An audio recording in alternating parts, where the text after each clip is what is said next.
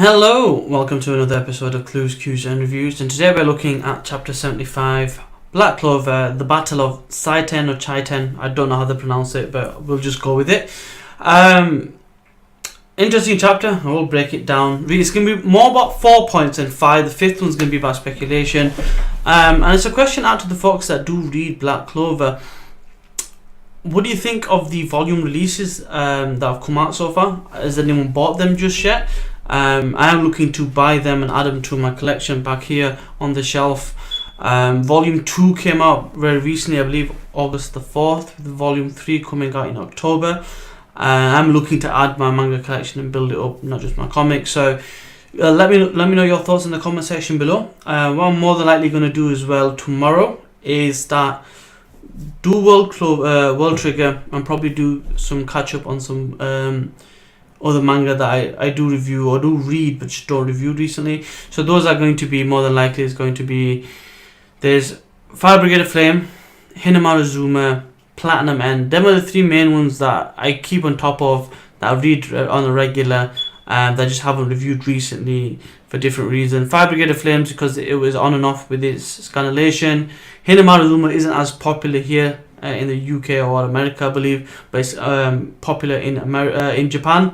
But I really like it. And Platinum End is monthly, and I've just missed it here and there. 'Cause end of the month, beginning of the month kind of thing, and you get busy and you forget. But we'll get them up to date at some point, so look out for that. But without further ado, let's get into the review.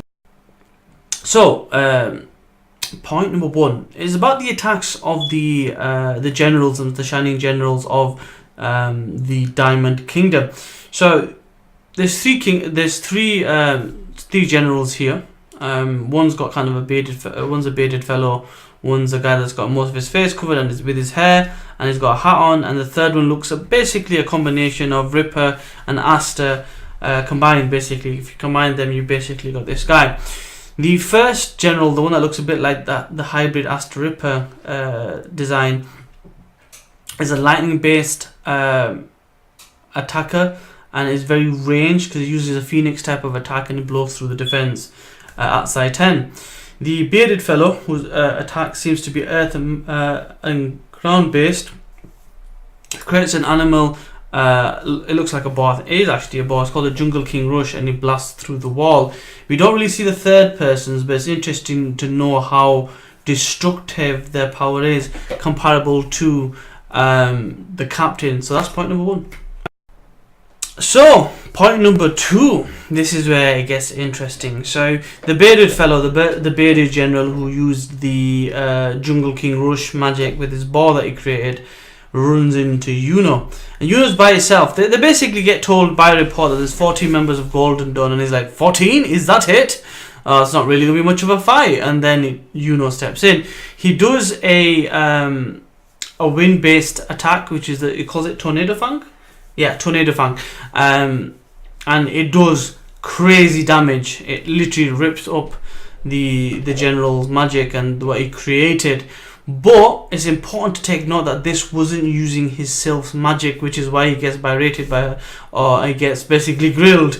And she specifically says, although this could be a translation issue, use my power from time to time as well. So bear in mind, last time we saw him use the sylph magic, he was under pressure, and it was like the first time, but it looks like he has developed quite a bit his own magic power. He's always been considered a genius or a talented individual, so the fact that he's able to create such destructive force without sylph magic is really surprising and really exciting at the same time. It was funny as well to see him getting grilled, because she's like, what's with the face? You've got a gloomy personality. That's why you haven't got any friends, and let's go on a date. And it was quite funny. That's point number 2. Point number 3 had its laughs and giggles. It had its kind of character quirks in there. There's quite a bit going on, and some room for speculation as well. So it starts off with the Sorcerer Emperor getting all giddy and excited the fact that the sylph is there, and he wants to see it up close and personal in action and everything else. And you see him going all kind of fangirl about it. That's kind of cool. You know the guy is just a magic geek, even though he's a Sorcerer's Emperor. He's probably middle aged, because he considers Yami a young boy, and I think he calls him old man, so he must be middle aged at best, even though he doesn't really look it. So that's the first thing. He was fangirling as hell, fangasming even. He was concerned, however, because there was 3 captains. Now bear in mind, it looks like Yuno's doing okay against one of the generals, one of the captain class individuals. There's 2 others, one who's got lightning class magic, and then we don't even know what the other person can do. Now, so he goes, look, there's 3 of the generals, I'm a bit concerned. And he also states that this could be a divergent tactic, where it makes you wonder, where are the other 5 shining generals? What is the agenda at play here? Is this a distraction so they can do something worse? And basically the Sorcerer Emperor says, look, I can't really do anything right now. I've got to worry about the king as well. So Yami said, look, I'll go, don't worry about it. Because I'm pretty sure Finral's in the area as well. And then he thinks to himself, shit, if Finral was here, I could have gone straight away. I'll have to walk. But he says something, Yami says something interesting. He goes, plus there's something or someone he needs to check out. So I'm thinking, what does that mean? Is that a person? Is it Finral he's basically talking about? Or is it someone else that's linked to his past that he wants to check up on? Is it quite possibly where one of his close friends lives? Or so is it something else that's we've not really been shown that's going to be brought up in one of the following chapters? So that was interesting. Yami wanted to take Asta because look, you're damaged and it'd be a good experience if you did go to witness a battlefield and not just a battle. But Charmy steps in and goes, look, I'll look after him, but she has an ulterior motive. She was excited from the moment she saw Yuno. She calls him the Prince of Meals. She wants to see him again. So that's the reason why she stepped up. So that was funny as hell. And Asta obviously just wants to help up and experience, and he's excited to see Yuno as well. So that was kind of cool. We had a few quirky stuff in there. You can see the relationship between Yami and the Sorcerer's Emperor as a person of trust, and he respects the Sorcerer Emperor. And basically he wants to go and help. I want to find out what this translation really means. I'm going to read it on the Monday when it comes out in the Viz Media release. So hopefully I can find out for sure what he meant by that, and hopefully we'll find out soon as well. Anyway, that's point number 3.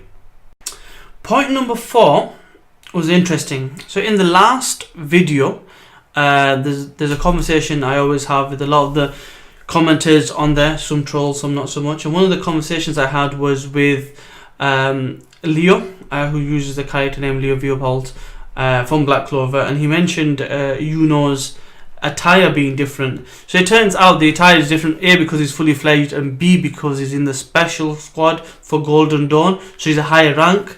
So basically William essentially says, to think that within a year he's already in my special squad, what a powerful attack. He's only going to get stronger. So I found that was interesting, that specifically mentioned that to explain the attire difference. So I'd imagine there'll be different types of attires depending on what squad you are within the overall order for Golden Dawn.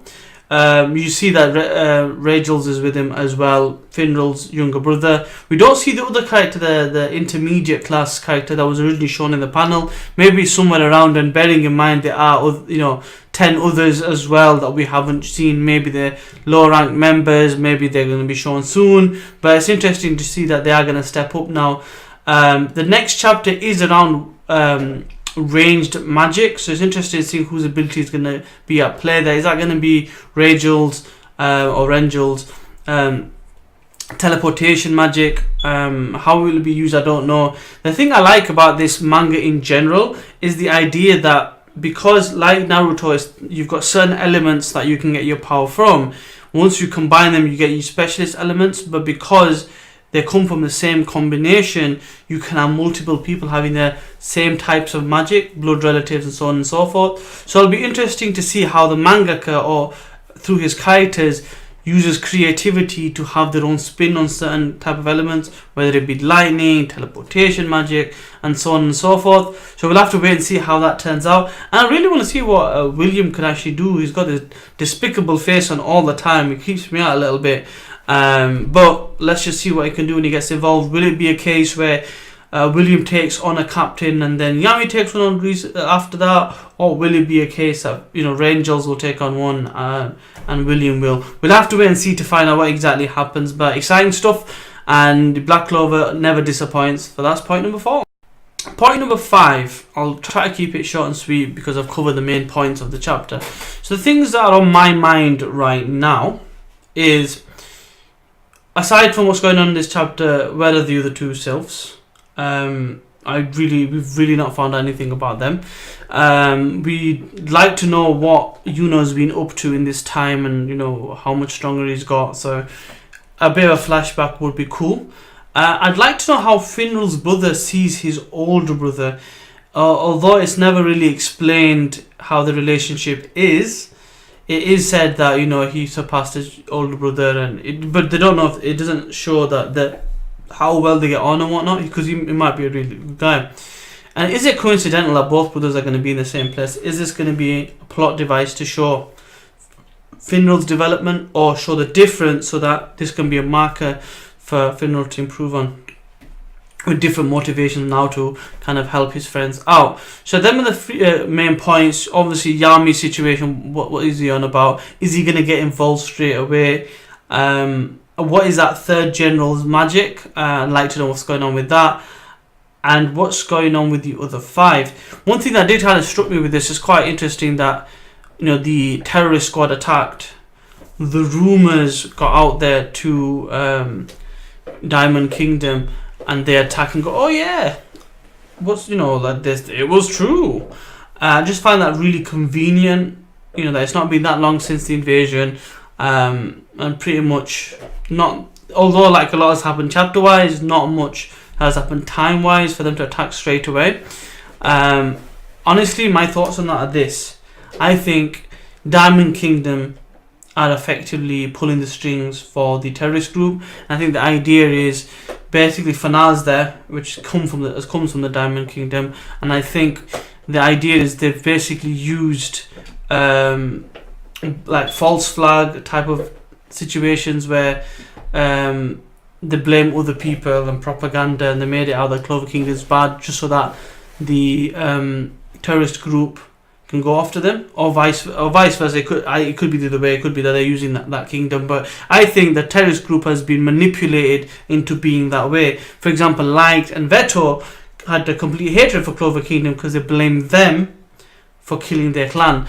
Demon related stuff, I guess. So it's interesting that I just wanted to mention that it's coincidental. It's only been a couple of days and they're already there saying, oh well, the terrorist group has attacked as far as the rumours were concerned. And just there's something there, but we'll have to wait and see. Anyway, that's my review. That's my 5 points with the speculation for the 5th point. I hope you enjoyed the chapter. Hope you enjoyed my review. Give me a thumbs up if you enjoyed either. Let me know your thoughts in the comment section below of all that's been covered in this review. And if you haven't already, please subscribe. By all means, share.